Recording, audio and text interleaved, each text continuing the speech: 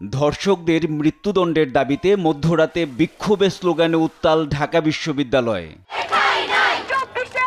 মাগুরায় শিশু ধর্ষণের প্রতিবাদে রাত ২টায় ঢাকা বিশ্ববিদ্যালয়ের রাজু ভাস্কর্যের পাদদেশে ধর্ষণ বিরোধী মঞ্চের ব্যানারে বিক্ষোভ করেছে শিক্ষার্থীরা। শনিবার রাত 12:30টায় ঢাকা বিশ্ববিদ্যালয়ের সুফিয়া কামাল হলের নারী শিক্ষার্থীরা মিছিল নিয়ে বের হলে অন্যান্য হলের নারী শিক্ষার্থীরাও যোগ দেন এতে। এই সময় ছাত্ররাও তাদের সঙ্গে যুক্ত হয়ে রাজু ভাস্কর্যের সামনে জড়ো হন।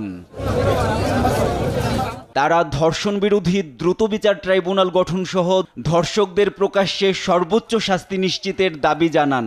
যাতে ধর্ষকের বিচার হয়, এই সোনার বাংলায় ধর্ষকের আমরা কোনো জায়গা চাই না। একজন ধর্ষক যে ধর্ষণ করেছে তাকে আনুন, তাকে সবার সামনে হলো তাকে শাস্তি দেন। ধর্ষকের ফাঁসি যদি রাষ্ট্রের সবাই দেখে, ভিডিও করা হয়, তাহলে তাও অ্যাটলিস্ট যদি ভয় পায় ধর্ষকের কোনো বিচার হয় না দেখেই ধর্ষণ বেড়ে যাইতেছে। দাবি হচ্ছে দুইটা, ধর্ষণ বিরোধী ট্রাইব্যুনাল গঠন করতে হবে যাতে ধর্ষকদের যত তাড়াতাড়ি সম্ভব মৃত্যুদণ্ড শাস্তি কার্যকর করা সম্ভব হয়। এবং আমরা বিশেষভাবে যেটা চাইতেছি আসিয়ার যে ধর্ষক তাদের যত তাড়াতাড়ি সম্ভব মৃত্যুদণ্ড কার্যকর করা। ইন্টারিম গভর্নমেন্ট যারা ছাত্র জনতার ম্যান্ডেট নিয়ে সরকার ক্ষমতায় বসছে, সেই ক্ষমতায় বসায়ও কেন আমরা আমাদের দাবি রাস্তায় নেমে আদায় করতে হয়? আপনারা দেখেছেন আসিয়াকে যেইভাবে ধর্ষণ করা হয় এবং তাকে মৃত্যুর মুখে ঠেলে দেওয়া হয়, এই যে ভয়ঙ্কর একটা ঘটনা, সেটা একদিনে ঘটে নাই, এর আগেও অনেক ঘটনা ঘটে গেছে। বাবার কাছে মেয়ে সেফ না, ভাইয়ের কাছে বোন সেফ না, চাচার কাছে ভাতিজি সেফ না। তো সেই বিষয়টা নিয়ে একটু মনে একটা আগ্রহ জাগলো। হ্যাঁ, আমরা এদেরকে একটু সাপোর্ট দেব।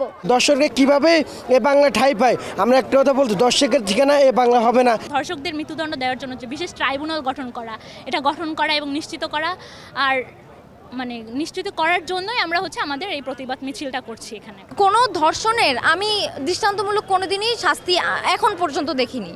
তো আমরা এই জন্যই ধর্ষকের শাস্তি নিশ্চিত করার জন্য আমরা মাঠে নেমেছি। আমরা চাই ধর্ষককে জনসম্মুখে সর্বোচ্চ শাস্তি প্রদান করা হোক। স্বরাষ্ট্র উপদেষ্টাকে 24 ঘন্টার আলটিমেটাম দিয়ে রোববার সন্ধ্যা 7:30টায় বিশ্ববিদ্যালয়ের প্রতিটি হল থেকে মশাল মিছিল কর্মসূচি ঘোষণা করেন ওমামা ফাতেমা।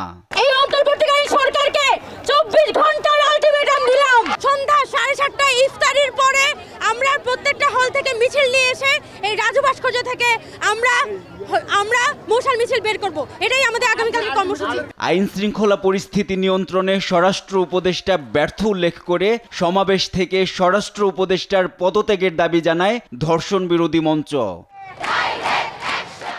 NI নাহিদ, দেশ টিভি, ঢাকা।